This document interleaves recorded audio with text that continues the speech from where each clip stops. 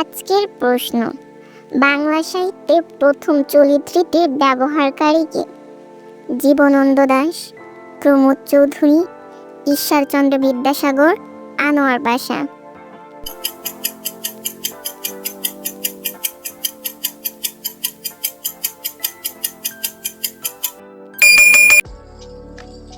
সঠিক উত্তর প্রমোদ চৌধুরী।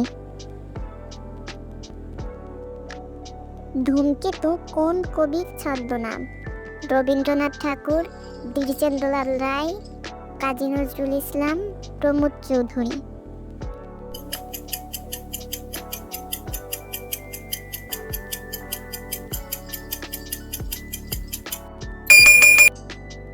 সঠিক উত্তর কাজী নজরুল ইসলাম।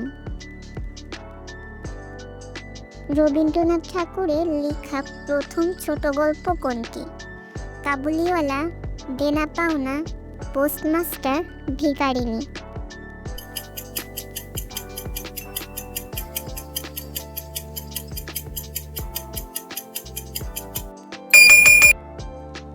সঠিক উত্তর ভিখারিনী। বাংলা নাটকের পথিকৃৎ কে? মাইকেল মধুসূদন দত্ত, আনোয়ার পাশা, হুমায়ুন কবির, সৈয়দ ওয়ালিউল্লাহ।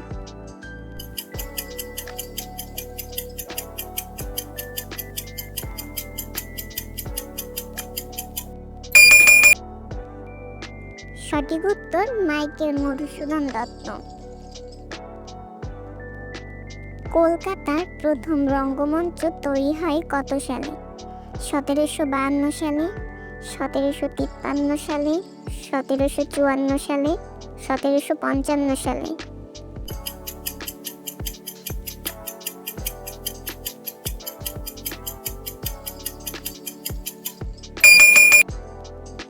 সঠিক উত্তর 1752 সালে। জাহানারা ইমাম কে ছিলেন? ইতিহাসবিদ, শহীদ জননী, বিজ্ঞানী, রন্ধনশিল্পী।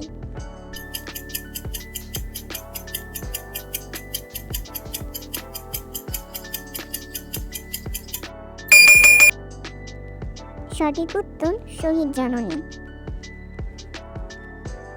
সাহিত্যের কোন মাধ্যম নাটকের সাথে নিবিড়ভাবে জড়িত? ছোট গল্প, উপন্যাস, কবিতা, প্রবন্ধ।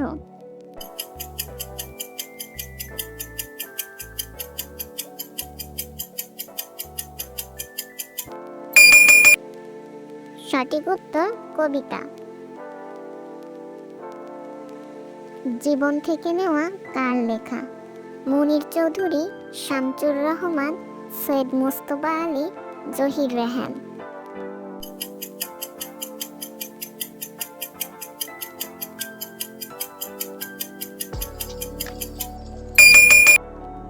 সঠিক উত্তর জহির রেহান। জসীমউদ্দীনের কোন কবিতা বিদেশি ভাষায় রয়েছে?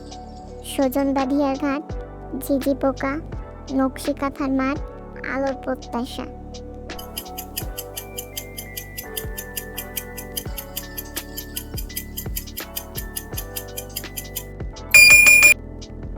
সঠিক উত্তর নকশি কাঁথার মাঠ। গাড়ি চলে না চলে না চলে না রে গানের গীতিকার কে?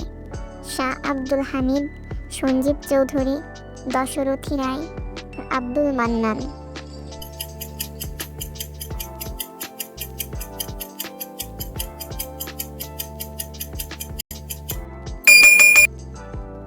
সঠিক উত্তর শাহ আব্দুল হামিদ। আজকের শেষ প্রশ্ন, রক্তকরবী কোন জাতীয় গ্রন্থ? কাব্য, উপন্যাস, গল্পগ্রন্থ, নাটক।